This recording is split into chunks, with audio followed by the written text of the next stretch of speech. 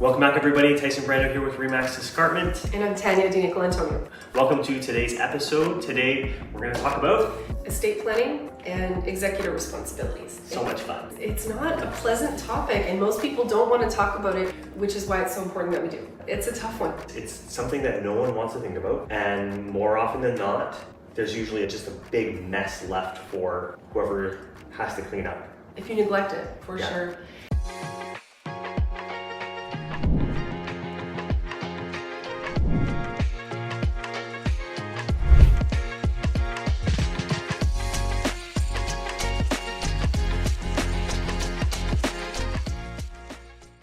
So the first piece of advice I'm going to give is if you still have the option to do your estate planning, and this is not just about real estate, this is estate planning for anyone, whether you have real estate in your estate or not. Do your estate planning while you're young and healthy, and it's a far off thing that you can think of in an abstract form. In our family, we choose to do it by making ridiculous jokes and probably aren't funny, but we choose to laugh about it. We choose to pretend that we're talking about somebody else or what have you, remove ourselves. It's kind of like life insurance, right? So they say if you get life insurance, there's less of a chance that you're going to need it. And this is our family joke, is that as long as we plan this estate, you'll never have to settle it. Because everything happens, all the bad stuff happens when you're not ready for it. And there's a kernel of truth to that, because the experience is magnified. It's already a very difficult experience to lose someone. But to lose someone who's unprepared can be devastating to a family. So I wanted to talk just a little bit, first of all, about how to choose an executor.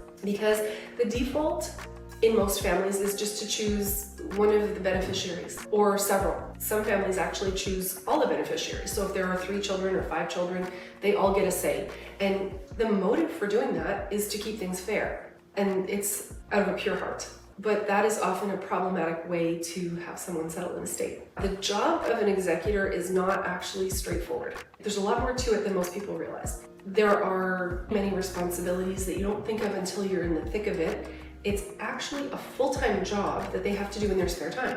There are trust companies that offer to act as the executors for estates, to take that off the shoulders of family members. And we're expecting our loved ones to do this for us in their spare time. Well, and I think a lot of times is people maybe look at it as like, oh, I've been an executor. This is good because I'm gonna get like a little bit extra of the estate. They might be thinking that is usually that arrangement for executors, but they fail to realize all that is involved. Like, this is not just extra money. This comes with a large basket of responsibilities. The first thing that needs to be taken care of is a will.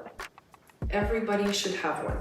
Every adult should have a will, because that is the foundation for all estate planning.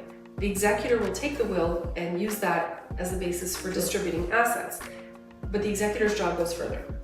Here's some of the things they need to do. Securing all property, communicating with all the beneficiaries, locating the original will, arranging for funeral, cremation, or burial, locating all financial documentation, so bank accounts, credit card statements, any kind of investment, all financial information, completing the inventory of assets, communicating the contents of the will with beneficiaries, who may or may not know what they're getting, making notifications, so we're talking about now to creditors or what have you, applying for probate, which is the court process for giving the person authority to distribute the assets, advertising for creditors if necessary, managing and accounting for the estate, and that could go on for a couple of years, completing tax returns, and then finally paying out the final disbursements. If you put that on a resume, that sounds like a job that requires some education. That doesn't sound like something you just throw in someone's lap and say, here, go ahead and do it. Having said that, in many families it works out just fine. If the estate is relatively simple, it can go okay. But if there are any strained family relationships, if there are multiple layers to the family, if there are step families or adoptions or multiple marriages along the way that complicate the succession of heirs, it's a really good idea to get a professional to settle the estate. Just choose a professional to be the executor. Yes, they will take a percentage, but it could save the family relationships. This is what my wife and I have done. So we got our will in place, and we decided that this wasn't something that we wanted to burden one of our family members with.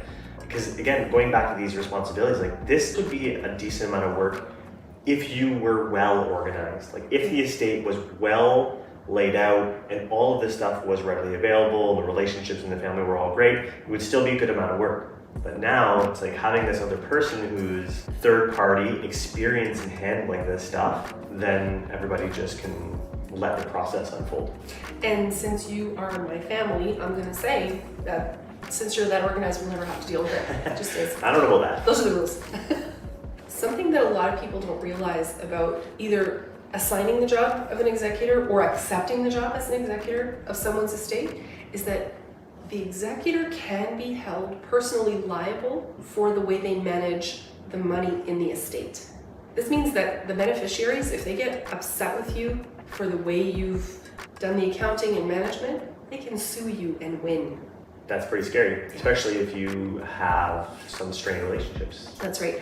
Even relationships that were never strained, under the stress of a death in the family, it can go very badly and it can destroy family relationships, and that's never what anyone wants. When their life is over, they don't want that kind of stress to be on their loved ones. There was a case in 2017, I think it was called Maori versus Groom, and this Maori person was appointed as the executor. There was clearly some relationship with the deceased, and they took some liberties with the estate money.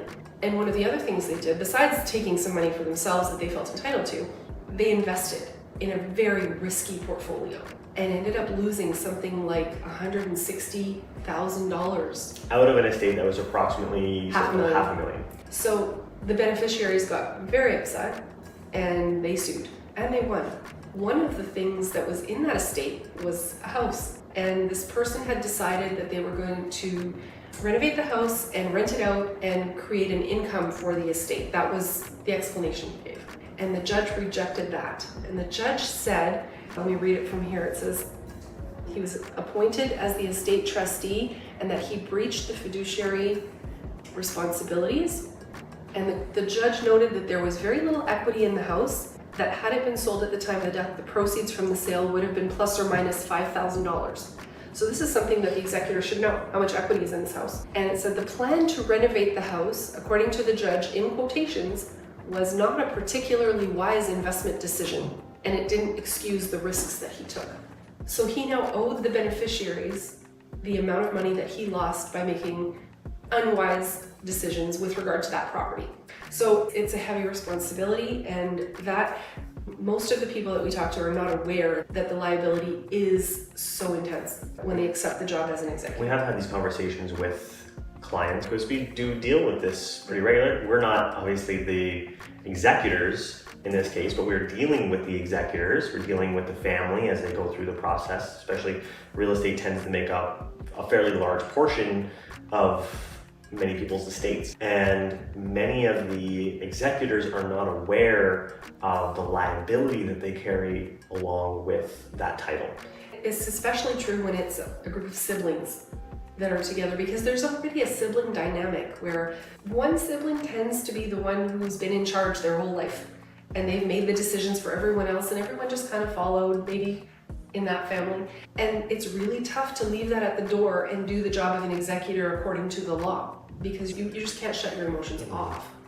So they just fall into a pattern that they've always been in, and sometimes that can go very badly. And like you said, we're not the experts, we are not lawyers, we are not a trust company, we would never act as an executor for someone, but I feel more like maybe the quarterback who kicks the ball where it needs to go and just sort of directs people to the professionals they need when they need them. Because you've taken specific training on handling this type of stuff, like from a bird's eye view, the ins and outs of it, not actually to be with the purpose of being an executor, but knowing enough now that it's not something that you really want to get involved in. Yeah, my designation is as a certified executor advisor. So my role in this would be to maybe point out where the pitfalls are and just put people wise to the things that they can expect throughout the process, especially as it pertains to selling a property. So in the case of an estate, it might not be wise to spend time staging and painting and cleaning to the extent that we might do for a person's home, because depending on what the market is doing, depending on the amount of equity in the house, depending on so many factors, the right decision for that particular estate might be to just get it sold. as quickly as possible in the condition it's in. And we can assess those things on a case-by-case basis, knowing what the laws are. Yeah, so all good tips. Like I said, not a fun topic necessarily, but important. So that's why we wanted to cover it. And do it early. Just my best advice, if you hear nothing else, get the estate planning done long before it's necessary. If anybody wants more information about how to do their estate planning, there's a book that I really like that I came across recently. It's called Do Not Ignore Your Mortality. And we actually have some copies to give away, a limited number, but we do have some copies to give away if anyone needs that information. It's pretty thorough about what types of professionals you need to have in your corner and what kind of steps you can take to make things smooth for your loved ones. So please do reach out if it's something that's of interest to you, if it's something you've been thinking about that you'd like to maybe get that process started, let us know and we'd love to help. Sounds good. That's all we have for today. Thanks again for watching. And as always, if you like the information you're hearing, feel free to subscribe and comment below if you have any experiences. We'd love to hear them. And you can always reach out to us at any time. In our bio, there is our Calendly link, which will give you the option of meeting with us in person, scheduling a call with us on Zoom or on the phone. And we're always happy to help, and we're just a phone call away. All right, take care. Thanks for joining us.